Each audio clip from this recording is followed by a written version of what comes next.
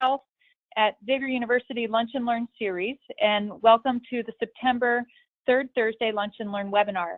My name is Marla Phillips, and I'm the director at Xavier Health.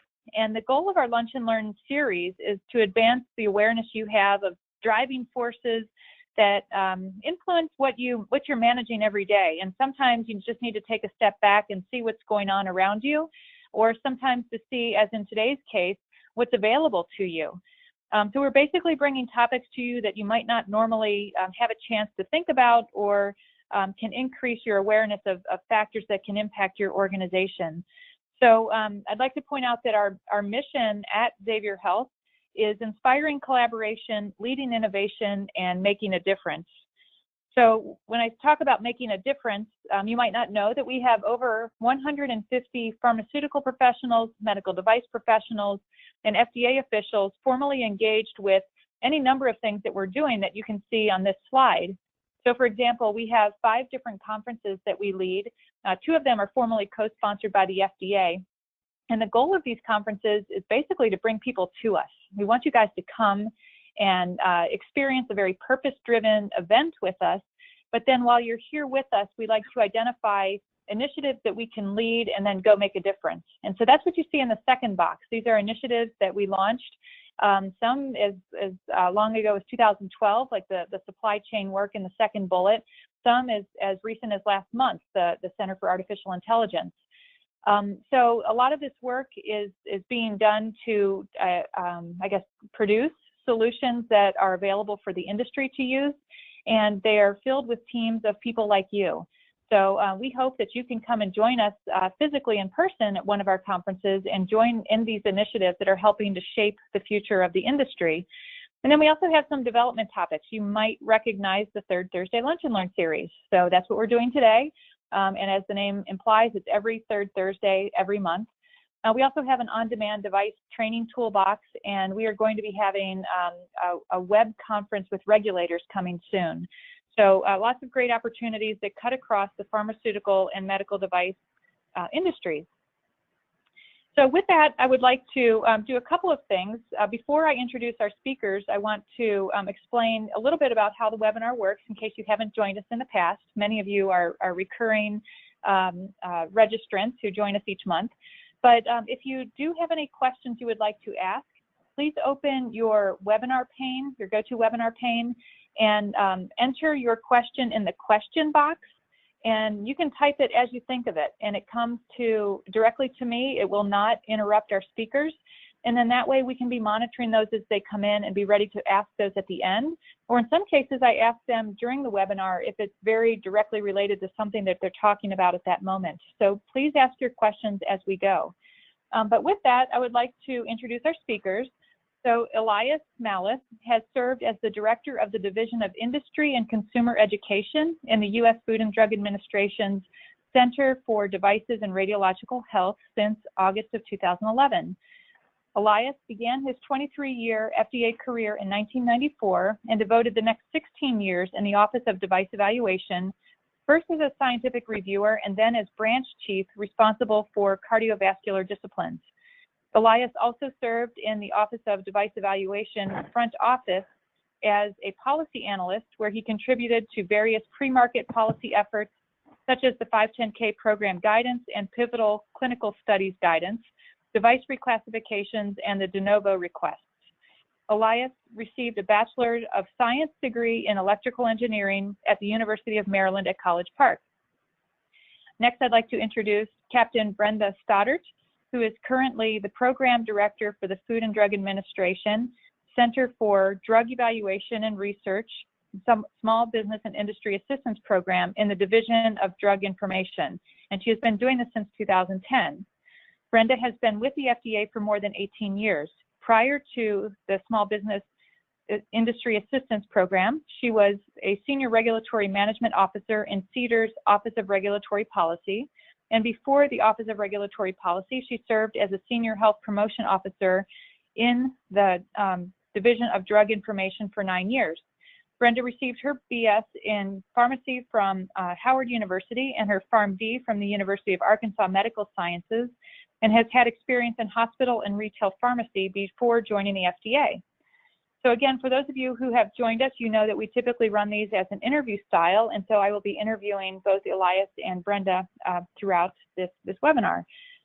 So the topic for today is so that you can learn directly from CDER and CDRH every day at any moment.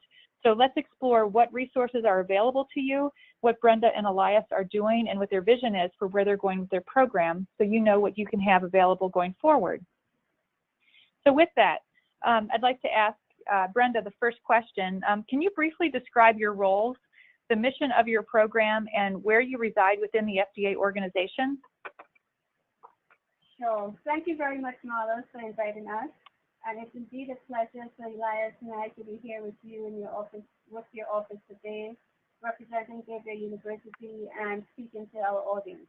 I just wanted to say something up front that we do have a lot of slides, but we'll be going through them very quickly. And they are mainly to familiarize the audience with the website and its content. So don't worry, we're not going to miss out on anything when we go through them quickly. So on slide 7, you will see the organizational structure, the basic organizational structure for SCA with its 8 foundational centers. And highlighted in the light blue is our Center for Drug Evaluation and Research. That's the center where our program lies. Then on slide 8, you'll see the CDER OCOM, that's the Office of Communications organizational chart. OCOM has 3 main divisions, with a division of online communications, which deals with all things web-based. Then we have the division of health communications, which coordinates strategic communications originated from CDER. And then we have the division of drug information, within which we operate the small business and industry assistance program, which I will refer to as SCIA henceforward. CDI, division of drug information. Our division director is Captain Mary Clemson, and our deputy director is Captain Kathleen Chu. The SCIA program itself was transferred to DDI in 2009, and as of 2010, I have had the privilege of being program director of SCIA. We believe that SCIA is really very ideally positioned within DDI, inasmuch as DDI handles thousands of inquiries that come into CDER, and we work very closely with other officers and also other centers to anticipate and respond to major initiatives. And the one that comes to mind right now is that of the DUPA generic drugs UPC amendment. DDI employs about 38 staff, and we also coordinate the FDA Pharmacy Student Experiential Program, so that on any given day we may have up to 6 pharmacy students on rotation within our office. On slide 9, our Brenda, this is Marla. If I could interrupt for a second. So it's a little bit difficult to hear you. I mean, I know we were talking before the webinar, and it was kind of fine, but we weren't talking this much. I'm wondering if maybe if you take the headset off, maybe if it might be more clear. I don't know. Do you think that would be possible to try? If I took the headset off, I would have to call back in, I think. Okay, that wouldn't be good. Okay. Maybe I'll turn up the volume a bit. Yeah, I guess. It's better, and maybe it's in some cases the speed at which you're talking. Maybe that's when it gets hard to understand. So we'll continue on and see what happens.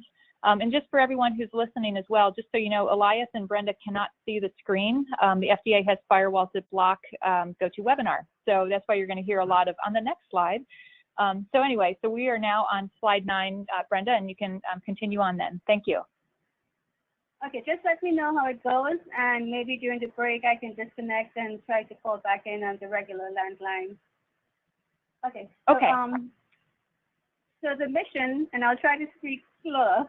The mission, SCIA's mission, is to engage with small pharmaceutical business and industry by providing timely and accurate information on human drug development and regulation. Our resources and our outreach activities extend to all of the regulated pharmaceutical industry and are not restricted to small business, even though the name is somewhat of a misnomer. The majority of SCIA clientele are located within the U.S. However, our outreach extends globally. And if we were to jump to slide 10, this is just a visual representation of the typical audience demographic of an SCIA webinar or conference. and that's it for CDER, I believe. Okay, great. So Elias, I'll turn it over to you to explain your role, the mission of your programs, and where you reside within the SCA. Excellent. So I think we are now on slide 11. First, I wanted to thank you, Marla, for inviting Brenda and myself to take this time to talk about our programs, which are really intended to help everyone on the phone, help the public. Just a little bit of history about my division. Our Center for Devices was established in 1976, and at that time, Congress had determined that the agency needed to establish an anonymous, non-conflicted resource for the small businesses to help better understand the regulations at that time. So we were set up at that time with the wisdom that there is a need to help the industry understand how to comply with the federal laws and regulations. So we've been in the business for over 40 years, along with the existence of the center, and we've evolved over those years. But ultimately, if we start with slide 11, we are part of CDRH, as you can see there in blue, and I highlight that in blue and the red. And on slide 12, we're within the Center for Devices Office of Communication and Education. Here I've listed 4 of the divisions in the group. Again, our group is on the right side, the Division of Industry and Consumer Education. And we do partner similar to what Brenda described with her office. We partner with our other colleagues throughout our office and the center to help ensure we understand the current policies and regulations, and we partner with our colleagues to ensure that we provide the right information out to the public. Okay. Over in slide 13, with our division, we reorganized about 4 years ago, and in doing so, we established a vision statement and a mission statement, and I'll touch upon those very briefly. So our vision statement is that our stakeholders, which is everyone on the phone, always have accurate, timely, targeted, useful educational information about medical devices and radiation-emitting electronic products. There's a lot, it's ambitious to try to do this. There are a number of regulations to be responsible for and aware of. The center produces a number of guidances and policies each year, and at some point in your PPLC journey for a medical product, it's going to pertain to you. So the challenge is for you to be aware of this at the time that you need it. Move over into slide 14. So our mission statement is that our stakeholders are educated with understandable and accessible science-based regulatory information. We do this by staying on top of regulatory issues. We anticipate what we think you need, and really the key, we try to provide accurate information in the time frame that you need it, and also in the manner and vehicle in which you best learn. So this involves understanding who you are, who is our target audience, what is the content, what is the information, and of the options we have available to reach out to you, which are the one or several best ways to reach you and give you the information that you need. Okay, so Great. I think that's it. Yeah, so I guess if I could ask a question. So when you're talking about bringing in content and you're trying to anticipate stakeholder needs, do you ever have forums where you gather from industry what resources they feel they need, or are you left trying to figure out what you think they might need? So I'll speak to that question. It's a great question. So we pull from several different data sources for helping to inform how we strategize and develop new content. The first source is, frankly, through the stakeholder inquiries we receive. Later on in the presentation, I have those statistics. But by virtue of what we're getting called about or emailed about with questions, that helps us figure out what the public wants to know about, because they're contacting us because they don't know something. So that's a very rich source of data that comes in every day. Another source is when we pull out surveys on our websites and also at conferences. We ask you, what topics would you like to learn more about? So that's another way of reaching out to our public. Our division, who consists of about 24 experts, also have their own perspectives and thoughts on the topics that are of importance to our public. And then we also collaborate with our center's leadership with asking them, based on and anticipating the policies that you're developing and also the issues you have with interacting with sponsors on pre or post-market activities, what recommendations do you have for topics that our public wants to know about? So we really try to pull from all of these sources. Great. And Brenda, what are your thoughts on that? Yes, we do about the same with Elias. He said it very eloquently. In the Division of Drug Information, we respond to inquiries pertaining to the entire CDER. So we have a very discerning insight to see what exactly the industry needs, especially if there's a new initiative, for instance, like it was when it was launched a couple of years ago. That was a huge gap of knowledge there because it never existed before. So we did use that. We also have had a couple stakeholder focus-led groups. And as Elias mentioned, we do get feedback, very significant feedback from the events that we host, including webinars and conferences. Okay, great. Well, thank you both. Okay, so then on the next slide, I have the question, and I'll ask Brenda to respond first. Can you explain the current resources you have available for industry and FDA use, and can you give us a tour of how to find this information on your website? Certainly, I'd be happy to do that. On this slide, slide 16, we do have a very colorful visual of all the SCIA's different services, but we are just going to highlight the main 6 resources. If we were to go to slide 17, Marla, could you perhaps play that 90-second video for us, please? Sure. Okay, hold on. Hey. And whilst Marla is getting that. Okay.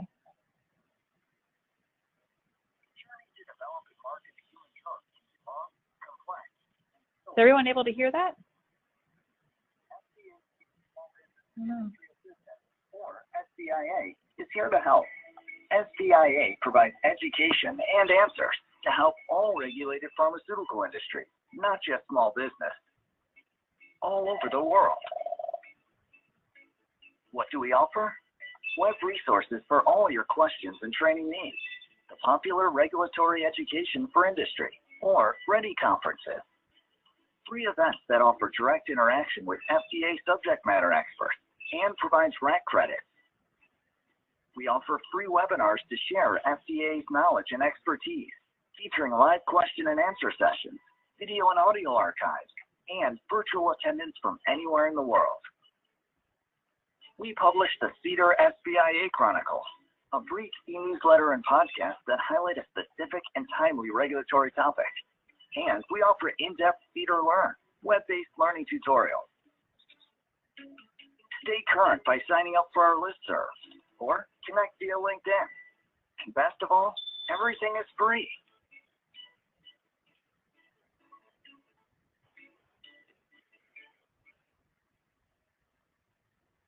Thank you, Marla. Great. Sure. So this slide 17 is SCIA's homepage. And as you can see, we do have the easy URL of www.fda.gov/CDER-SCIA. My acknowledgement to Lieutenant Renu Lal, who is an integral part of SCIA, and she actually is responsible for the production of that short video that we just saw, and indeed many of the resources that we will highlight. So if we can quickly go to slide 18. SCIA recognizes that sometimes the FDA page may be a bit intimidating, and there may be many pathways to the one source of information that you're seeking. And as such, we have tried to make our landing page the first portal into SCA CDER, and the route by which you would access any pertinent material. So scrolling down to the bottom part of the page on slide 18, you will see accordion links which lead to groupings of other links.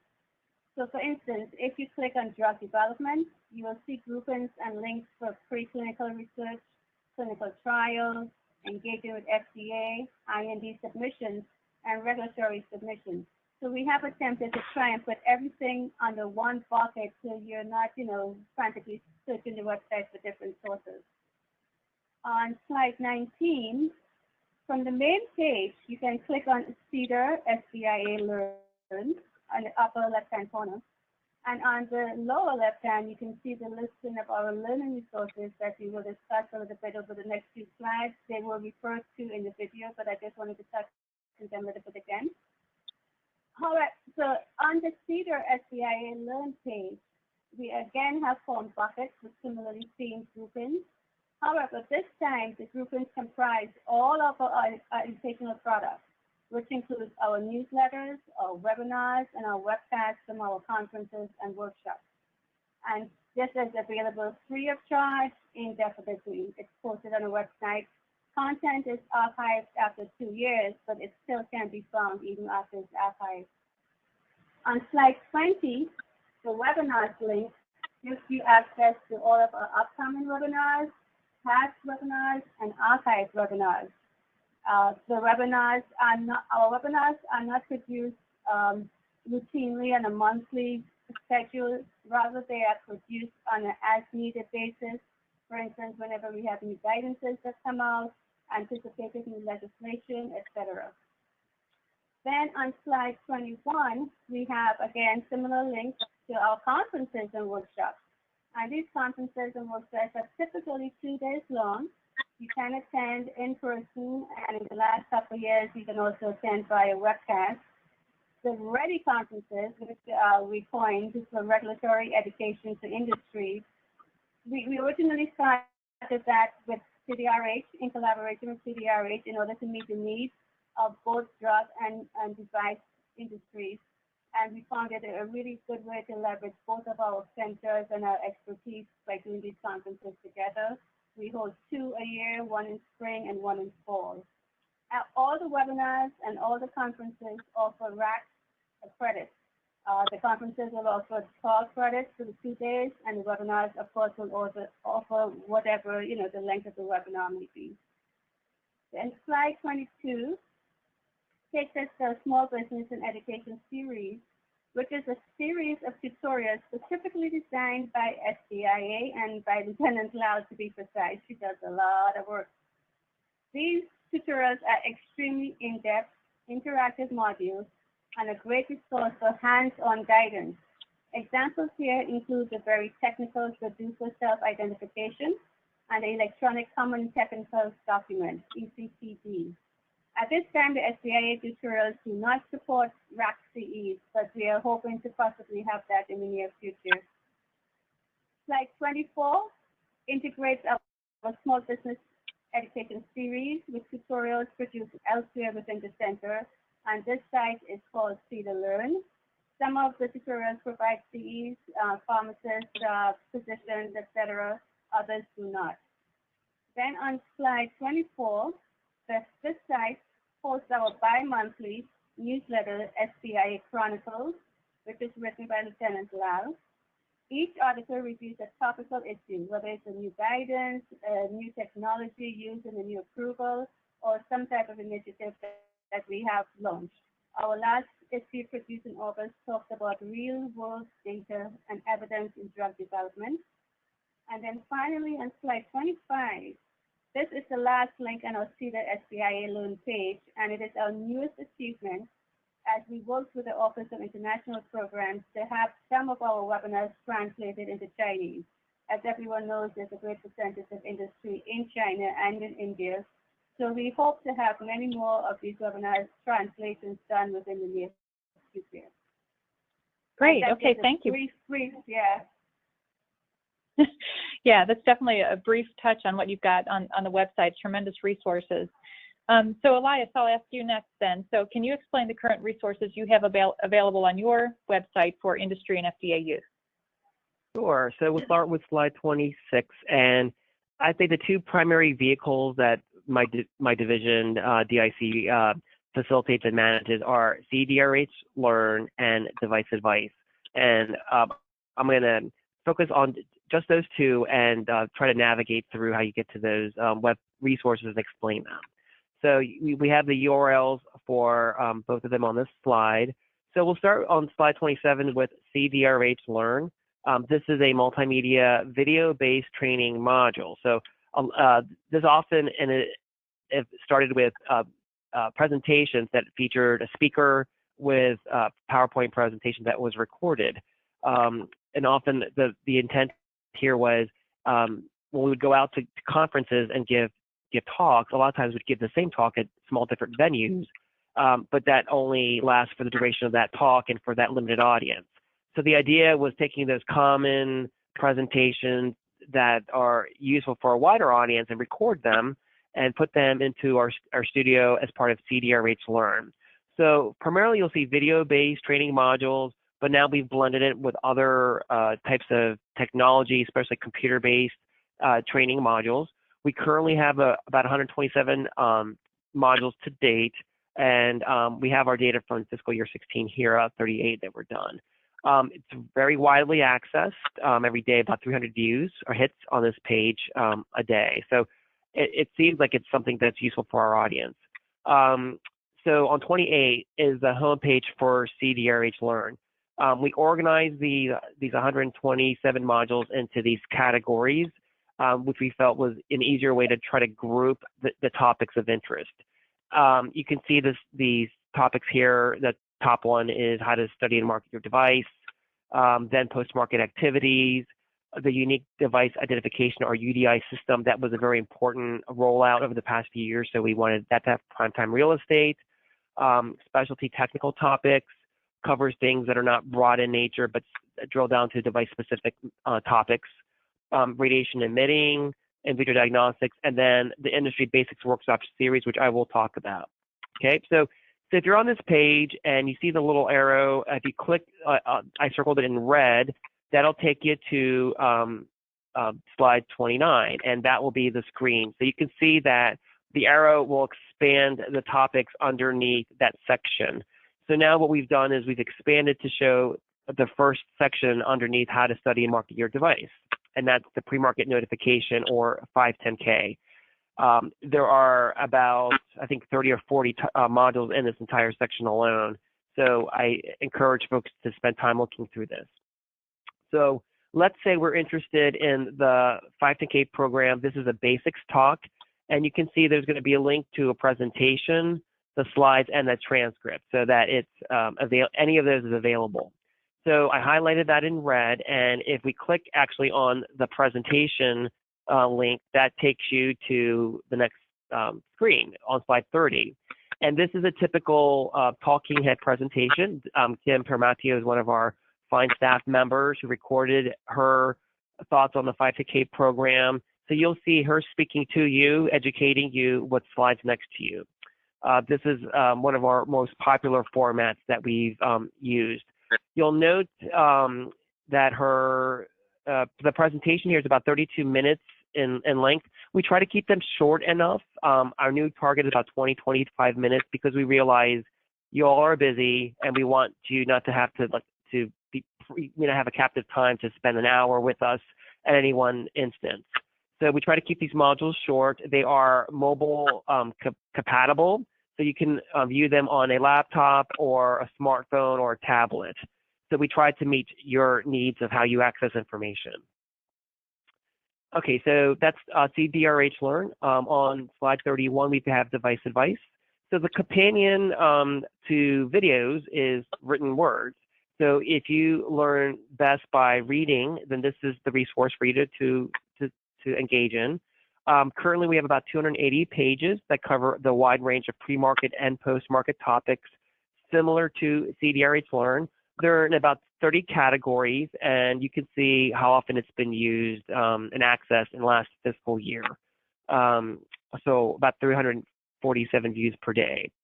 So let me just give you a quick rundown of it. So on slide 32 is the homepage for device advice. And you'll see in the left column and spilled over are all the major topic and categories. I highlighted in green and red the how to study and market your device, which is the comparable equivalent to what we saw in CDRH Learn. If you hit the red and circle in red is that caret, it'll just expand the list below. But actually, if you hit in green, hit the link of how to study and market your device, that will take you to the next page on slide 33. So from there, we see this expanded list of topics, and we're going to go ahead and hit the topic selection pre-market submissions. That takes us to slide 34.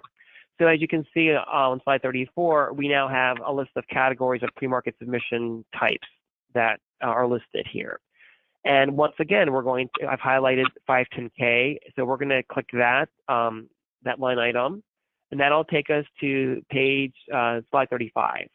And this is going to be really the home page of the 510K, the pre-market notification section, with the topics listed in the left column. So this is, again, equivalent to when you went to hear Kim and her presentation. You'll hear a lot of the same information, but it's written and it's organized in specific web pages and in Word. So from here, let's go to slide 36, and I just clicked 510K submission process, and you can see here, this is actually a pretty lengthy page, and it's the words and it's organized. So this will give you really the meat and potatoes of that topic. I'd like to point out that device advice was first created in 2002, and at that time, we put a lot of content on the web at that time. And over the years, we try to increase the content, and as laws and guidances change, we go back to device advice and try to make sure that we update this content as well, so it always stays accurate. That's really our goal for you. Okay, let's go to slide 37. And I talked briefly about this before. Another resource for you is Industry Basics. So this is interesting. This is a program that features a presentation that's delivered, and then there is a moderated Q&A session where it's moderated. We have the presenter of that topic. We have several experts from the center. And then we actually have a live interactive Q&A session with you, with the public, both with phone calls and emails. And we found that our audience loves learning about the interaction, the questions that their colleagues ask us, and the answers we provide, in addition to us talking without there being feedback. So the format features 2 topics, 60 minutes for each. And if you look at what we did last year, we covered the unique device identification program twice. And then in the fall, we did quality systems. We covered 2 topics. And I can tell you we're planning another topic for early November of this year. So stay tuned for that. It may be of interest to you. And on slide 38, I show you once again where you can find the links to the prior recorded industry basics. Okay, so you can look for them there. And on slide 39, you have an example of a live broadcast. You have me on the left here. It looks like I'm reading a tablet, but we're listening to Richard, who's a caller, who is calling our expert panel with their question. To my right on the screen, you have Joe Tartle, who's our deputy director. To his right is Tanya Wilbon, who's our post-market and consumer branch chief. And then finally on the right, far right, is Eric Horowitz, who is a quality systems expert for CDRH. So we really try to have the right experts available to answer your question. Hopefully we answered Richard's question there. Great. Okay, well, thank you both for sharing that information, and I hope the listeners have a great idea of how to navigate your websites, because it's just filled with lots of great resources. So with that, though, Brenda, what is the vision you have for future types of learning opportunities? Oops. Are you there, Brenda? Oh, we might have lost Brenda. No, I'm here. I'm sorry. Oh, that's okay. I told you that's what happens when I put myself on mute. All right. Glad you're there. Okay. I'm sorry. SCIA is extremely open and responsive to the needs of industry, and we try to customize our efforts to best benefit industry. In doing so, the mechanism we use, we rely on feedback, as previously mentioned, from our conferences, to help us identify those existing gaps within CDER's regulatory educational channels, and we strive to meet those gaps. So, for instance, our regulatory education and industry meetings, we hold 4 a year. 2 we do in collaboration with CDRH, and 2 we do as standalone events, single track. For instance, we may have done on good manufacturing practices, this November, we're going to do 2 days all on prescription drug labeling. But what we have done for those events, as of last fall, we started introducing online attendance, which, of course, you know, we are aware that the audience cannot travel to these things in person many times. Geographically, of course, we have a huge audience there that was untapped and was clamoring for this. So we introduced that, and now we have our conferences as high as 1,800 attendees. That you know, just shows you the expansion of our reach, and we're trying to, you know, get as many of the industry as we can. Secondly, we've started, as of last spring, we started doing one-on-one sessions, you know, very informal one-on-ones. It's really, you know, could be two-on-one, but very informal sessions at the end of each conference day. And if an individual who attends in person, it has, you know, doesn't really want to come up to the podium and say his question, then this is an ideal opportunity for them to have that conversation in a more informal atmosphere. And then finally, we've had a lot of feedback for hands-on training. And on October the 1st, we're going to have a workshop on drug registration and listing. And if someone attends in person, the FDA staff will actually sit with you, guide you through the actual submission process, so that when you leave that conference, not only will you know, have been taught how to submit your application, but in fact, your submission will already be filed. So we want to continue to do that. We hope to engage in more collaboration with other partners, such as NIH, academia, and other federal agencies. And we're open to any ideas the industry may want to give us. Thanks, Marla. Great. Well, yeah, that's fantastic. Actually, you have your submission done during a workshop. That's amazing. Yeah, let me just say one thing to the audience. So I know that our plan is to end at 12:30. We're going to go over with this one. If you need to leave and go to a meeting or something, go ahead. We are recording this. It will be available on our website along with the slides. But if you're able to stay on, that's great, and we will entertain questions at the end as well. Okay, so Elias, I'll turn it to you. What is the vision you have for future types of learning opportunities? Sure. So I think if we start from the top, it starts with our overall center's mission and vision, which is to ensure that we provide needed medical devices to our patient population as quickly and as effectively as possible. We want them to be safe, and we want them to be effective. So the biggest hurdle to accomplish that is understanding when is the responsibility to engage the FDA to submit a marketing application that requires evidence collection, testing that we need to review, and then in addition, the responsibilities to ensure that a product does stay safe and effective after it's legally marketed and commercialized. So with that in mind, as our overall center's vision, it's our key for our division, as it stated in our vision, to ensure that we serve as an appropriate vessel to help translate these responsibilities to our public. Having been in the division for now 6 years, I think we are constantly learning what are the best ways to teach an adult learner. I think it's very clear that the workforce is rapidly changing. How people want to get information is changing, and the technologies are evolving. So it's almost hard to keep up with that. So we try to map out what are the most effective ways of teaching, and I talked about that right now. But the goal in the future is to always be aware of what are the other future ways, and in making sure that we engage those methodologies. And as I said earlier, it is about giving the information that our stakeholders need to know, and making sure that we are as effectively as possible getting feedback to do so.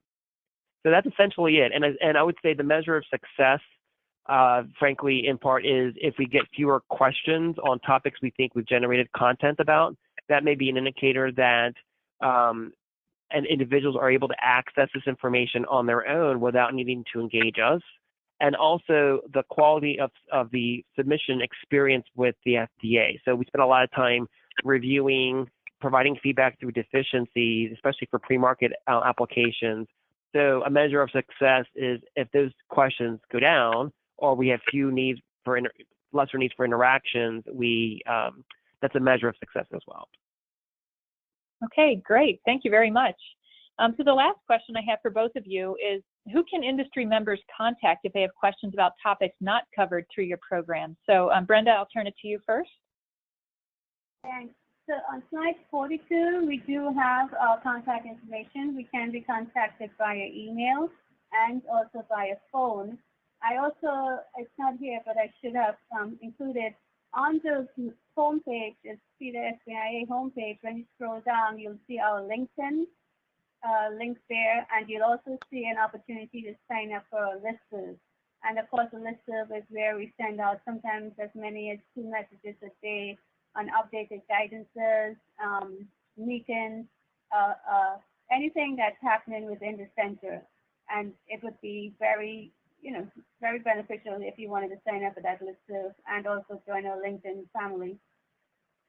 So that's the contact information on slide 42. Yeah, that was actually a question. And that was actually a question someone had, is how to connect with you via LinkedIn. So if you didn't hear it, on the homepage, scroll down to the very bottom and you can connect with FDA through their LinkedIn group.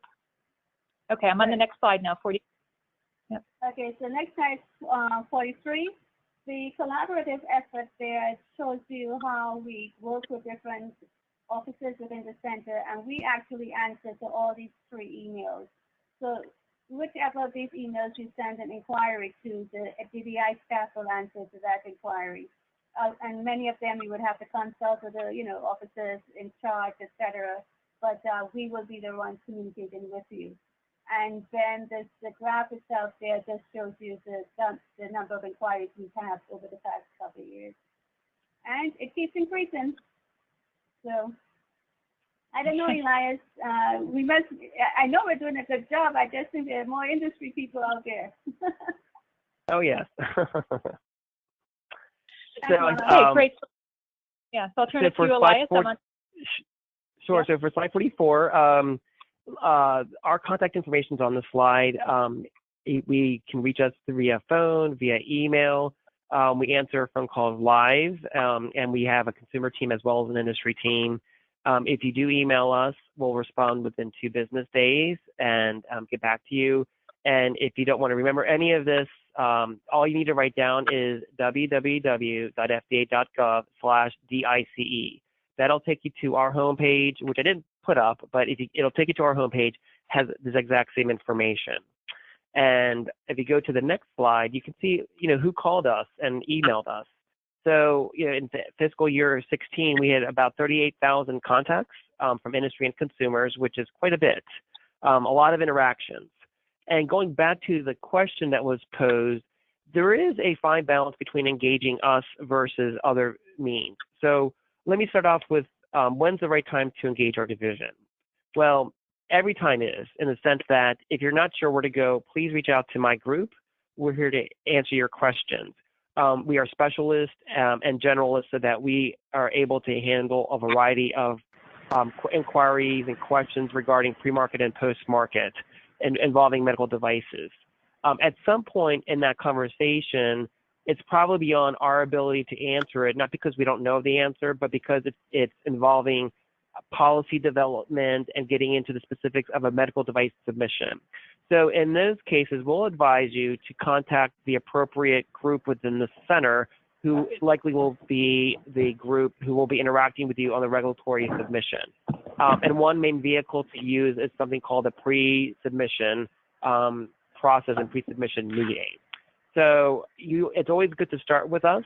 We can help you as much as we can, and then we can direct you to engage with the rest of the center, most likely the pre-submission process. Okay, great. Well, thank you. So Elias and Brenda, I just want to thank you so much for your time today, not only in sharing what you're doing, but for doing what you're doing.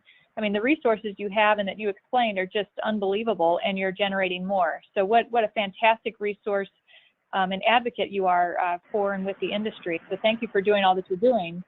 I do have a couple of questions for you from the attendees. And the first one is a little specific, but I think it would be a good one. So it says the DMS, electronic submission, Is there any training or webinar to assist with meeting the May 2018 deadline? I think that's me for CDER, yes. We do have a DMF, the deadline has been extended, as you know, but we do have a webinar for DMF. If you were to follow the links to the webinars, you would find something there, I believe, as released last year. Okay, great, thank you. Okay, and then the second question I have, so if anyone else online has another question, now's the time to ask it. FCA regulations are usually an overview of rules, and I'm going to paraphrase here because I think I understand the intent of what they're trying to say. Basically, it's you know, you should have this in place and you should be compliant, but it doesn't really get down into the how-to.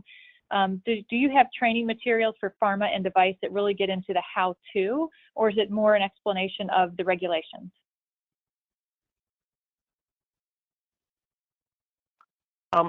Since Brenda started first, let me speak first here. So it's a good question.